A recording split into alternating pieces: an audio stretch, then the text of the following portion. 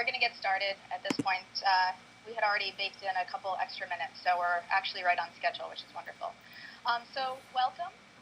My name's Amber Balday, and I'm looking after the blockchain product and strategy at JP Morgan for the past 2 years now. This isn't really about JP Morgan today. We've really just contributed the space, and it's been an absolute collaboration and group effort to get here. So you're going to hear throughout the day from Fortune 500s, financials, startups, academics, across the spectrum, from people who are leading product to deep technology experts, as we talk about what's been going on for the last couple months, getting together this kind of crazy thing called the Enterprise Ethereum Alliance. So I'm not going to talk about that. Jeremy's going to come talk about that in a moment. I just want to cover a couple logistics items so everyone is in the know. We also have, if you're speaking today, we have a speaker room set up in room 519. It's just around the corner out that side. And that's where you should report 15 to 20 minutes before, just so that you can get mic'd up. We also have a press room in 506, so if you're a member of the press or you're going to do any interviewing, feel free to go over there. It's a little farther away down that hall, but it's nice and quiet. We also have 3 rooms reserved. They're small little phone booth rooms just straight outside here, 530, 31, and 32. They all have signs on them, and those you can use if you need to step out to take a call during the day. Okay, there's actually a door hanger for free or in use. Try to just, limit it, be equitable, etc. Finally, this is going to be live cast today. It's a public event, so assume that press is in the room and that everything you say may be broadcast out to the world at large, which is exciting. So, and also we have a hashtag, right? And at the Alliance, so blow up the Twitters, and let's get started. Jeremy?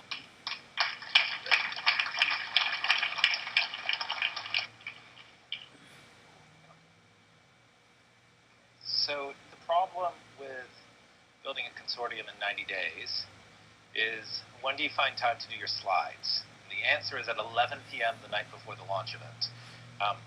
So how do you solve for that? The answer is lots and lots of pictures. So what we're going to see over the next few minutes is lots of pictures, but what we're going to talk about is lots of blockchain.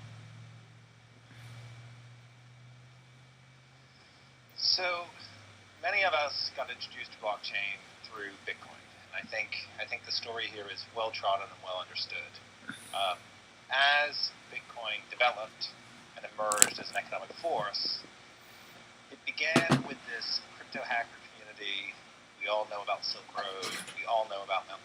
Gox. But very, very quickly it demonstrated that the crypto networks had something that incumbent financial institutions did not have. That was the ability to make instantaneous global payments with no intermediation. This is pretty revolutionary, pretty significant, particularly if you consider that the Bitcoin network was built from a white paper and a small group of hackers, and the IT budgets of financial services are $500 million a year. So that's quite extraordinary. And of course, that led on to a general recognition that it's not about the big coin dummy. And this really started to take place in 2015 when some of the earliest innovators started to recognize the potential of blockchain technology. As economists put it, most unfair of all is that Bitcoin's shady image overcasts the extraordinary potential of blockchain, the technology that underpins it. Now, this is a good and a bad thing. So I remember when McKinsey started writing the early posts on Hadoop, and the early posts around big data analytics. I also remember from the 90s, the early days, when CEOs found this thing called the internet. And this is not always a good thing, because it results in something a bit more like this, right? Build me a blockchain. And so this is exactly what happened. CEOs would talk to CIOs, heads of innovations. Hands up in here, how many people got a call from some executive in their organization asking for a blockchain, preferably yesterday, ideally in purple? Quite a few of you. Quite a few of you, because we're going to have quite a few heads of digitization in here, right? But there was this broad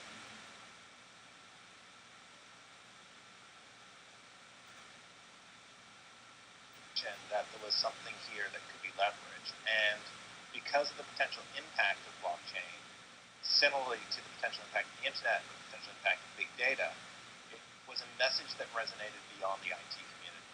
It's a message that resonated in the C-suite. And we saw these dozens of reports by now talking about the millions and millions of dollars that can be saved using blockchain technology and the potential of it. But there's a huge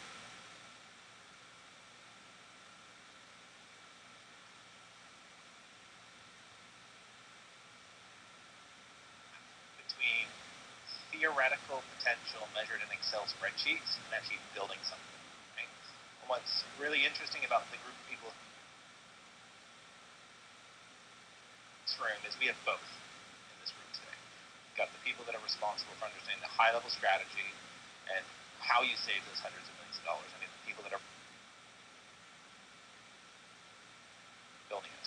But back in the early part of 2015, this was no easy task. Now, what happened coincidentally more is at the same time Ethereum was launched. Now, there are many more elegant speakers on the origin story of Ethereum, but I think most of you know that Vitalik was deeply involved in the Bitcoin community, working on colored coins, working on more programmatic manifestations of blockchains, and got frustrated and came to the realization that what we needed was not a Bitcoin derivative, but what we needed was to think about blockchains in a new way and how to make them more programmatic. And the story and the journey that he went through with his 7 co-founders in order to launch the Ethereum project in 2015. And so this was sort of a perfect storm. Bitcoin had started to emerge from its murky shadows into the mainstream. Blockchain was on the front cover of The Economist, the FT. McKinsey was talking about it. Studies were coming out about the potential impact. In fact, Santander published one of the first studies on the potential impact of blockchain in financial services. And as a result, when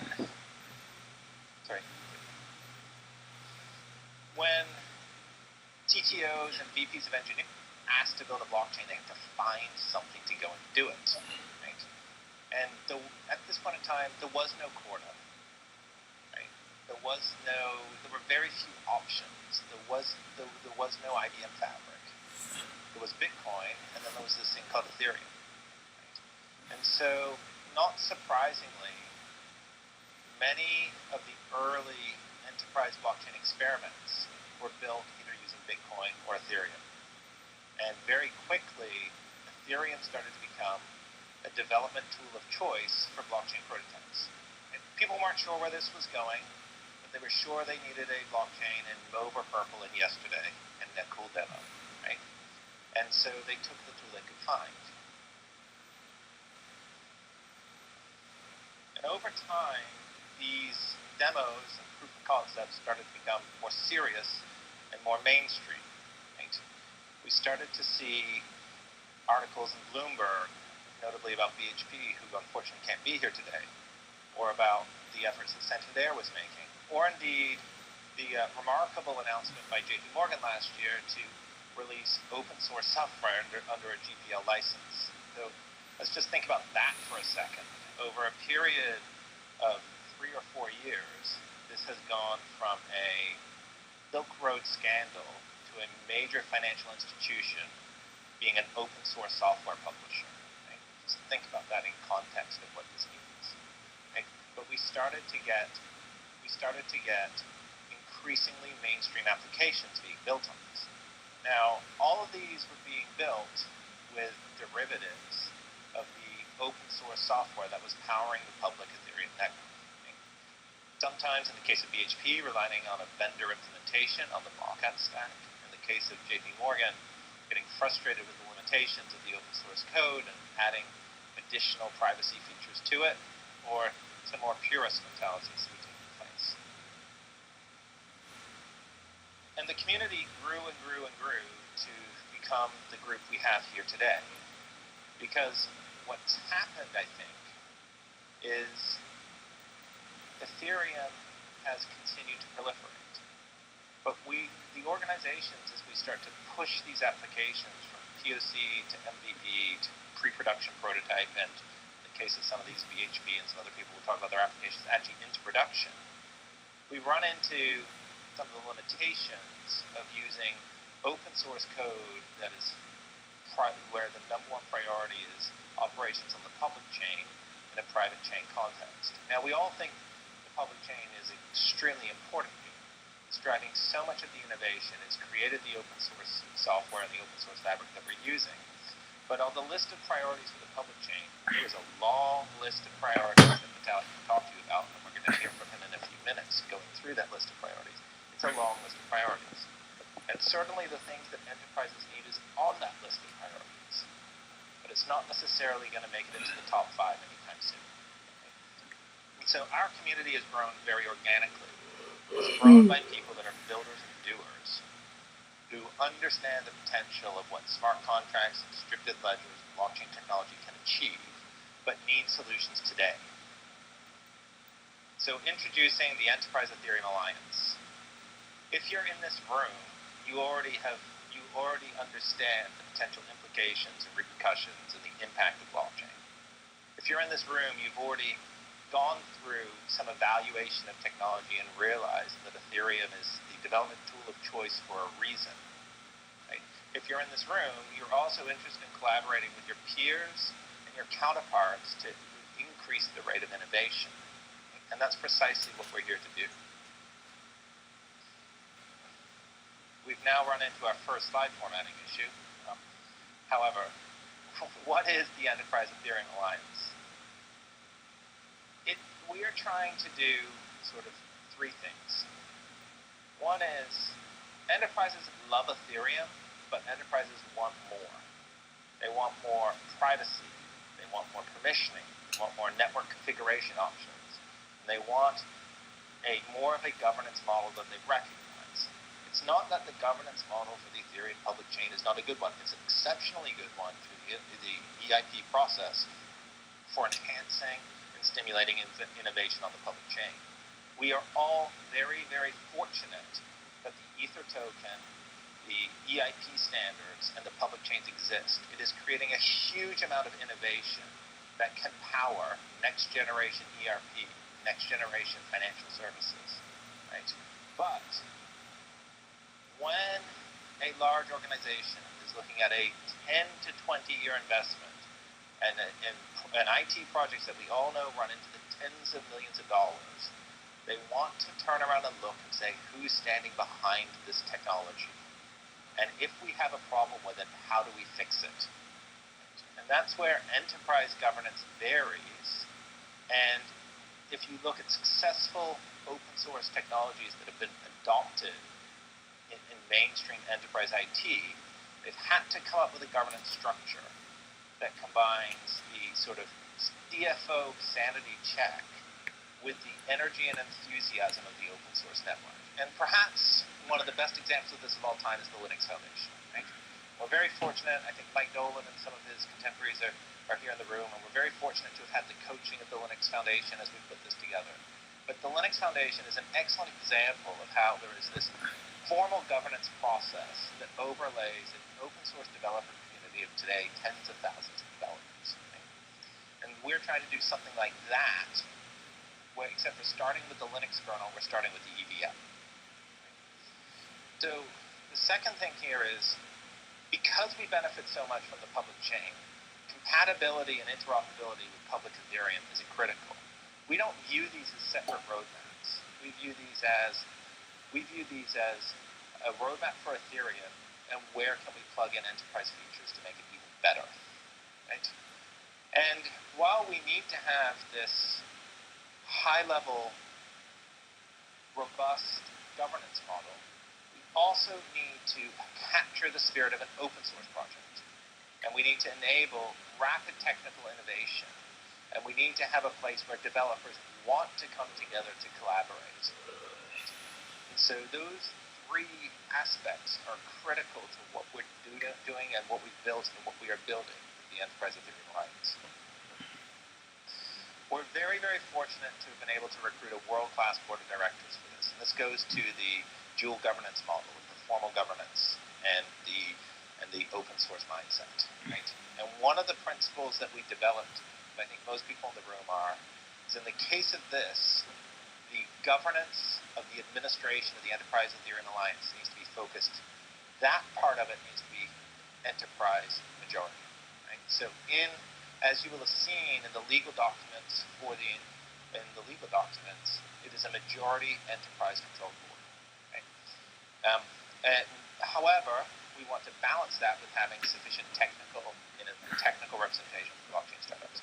So we're very pleased to have Alex Batlin from BNY, Suresh Shetty from JP Morgan, Sandra Rowe from CME, the chair of the board, Julio Fora from Santander, David Treat from Accenture, Marley Gray from Microsoft, Tom Willis from Intel, myself from Consensus, Max Spoke from UCO, Victor Wong from Block Apps, and Andrew Miller, who unfortunately isn't here today, from IC3. These are some of the people that really globally have done more blockchain implementations than just about anyone else.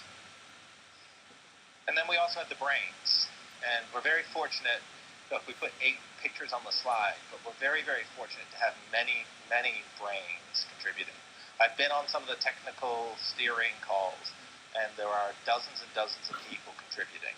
We have some of the brightest minds, strong PhDs, open source developers, former core Ethereum developers, all contributing to this. We have some of the brightest minds in the industry participating. And so, why, you may ask, do we care about coffee machines? Well, part of that is the obvious answer, that we're working 20 hours a day. But most people here probably don't remember the very original Sun 1 Java demo, which was a Java-enabled coffee machine. Java was intended to be an operating system for televisions. It was intended to be an IoT system. It was intended to be an IoT system, and it created this idea of warma, write once, run anywhere, and it was based on a virtual machine, what have you, but the purpose was to make it run literally on cards, on television systems, and what have you. And what happened in around 1996, 1997 was exactly the same thing that what happened in 2015. Big companies woke up to the internet, and they said, build me a website, but build me a website that can sell something. And there are 2 things you need if you want to do this. You need a programming environment that speaks HTTP and HTML, and you need a programming environment that speaks SQL. And developers went and looked around for a programming tool to do that, and they found this embedded operating system programming language called Java that happened to have the programmatic interfaces they needed. And a huge proportion of the early transactional websites were built in Java. And in fact, one of the members of State Street posted this on LinkedIn last night. Got a couple of the technical details wrong, but he posted about this last night. And he posted about how one of the things that made Java succeed at this was the emergence of enterprise Java, which created an interoperable standard for Java applications to run on any vendor implementation. Right? So this is very much akin to blockchain circa 2015 and 2016, where CEOs were telling CTOs to build me a blockchain, and people went around looking for a tool. How do I program a blockchain? And they find Ethereum. And we're at that stage, and this is what the LinkedIn post pointed out so clearly, where we need to start to build standards. We need to build standards at the software layer and at the protocol layers, but as importantly, so that the applications that are written can be portable and interoperable. And we're sort of at that same point that Java would have been in 1996 or 1997 when I joined Oracle as one of the Java beta team members. We're at the same point sort of where in big data world, Hadoop was in 2008, where Cloudera formed, really started to drive the adoption of Hadoop. I could just have easily done this slide with a picture of the Yahoo portal in 2006 and a CFO dashboard in 2016. Right? Hadoop was not built to build data warehouses. Hadoop was built by Yahoo to try and catch up with Google in web search. Right? It got entirely repurposed to build CFO dashboards, just like Java got repurposed from coffee machines to websites. And in Ethereum, we're dealing in a new world. We're dealing in a world that has public chains and private chains and permission chains and trustless chains. And we're not going to see, and we're going to see these two worlds develop in parallel. And we're going to see this technology develop much, much faster, because generally technology adoption is shrinking very rapidly through cloud deployments and proven developer tools and open source and communities like this. So we're going to see this evolve very, very quickly.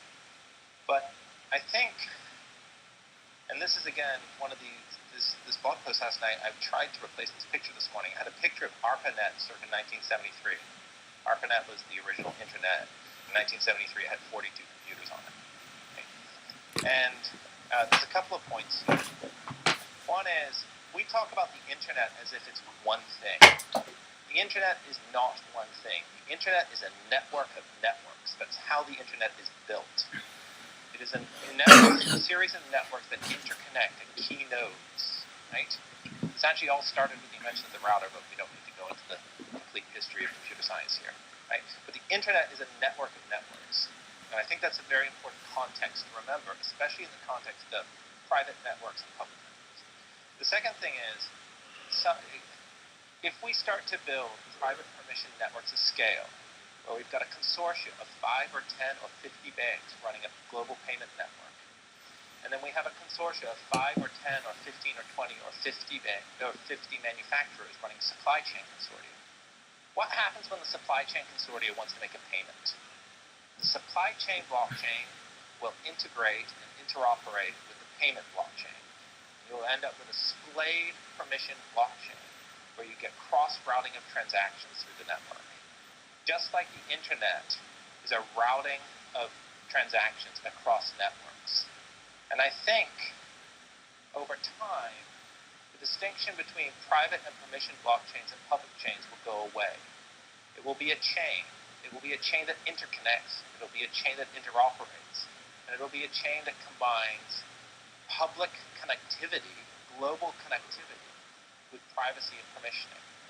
We do not have private HTTP and public HTTP. Mm-hmm. We have the internet, and we have HTTP, and then we have firewalls and gateways and access controls. Right? But there is only one protocol, and that's HTTP. I believe in the context of what we're building here today is the underpinnings of a future where we can develop the gateways, the firewalls, the permissioning layers that are needed to run high-value commercial transactions in conjunction with a public context, right? Where we get these networks connecting to networks to build true interoperable transactions. And so then the third part of this is the future is the rest of the day. We have a number of panelists lined up, the next being an introduction to the EEA and what we're trying to accomplish. We'll be going through a lot more detail on the roadmap this afternoon. But this is an exciting opportunity, I think, for all of us to come together and to debate the merits and the approaches for how to achieve this. So thank you for being here, and I believe up next is a video message from Vitalik.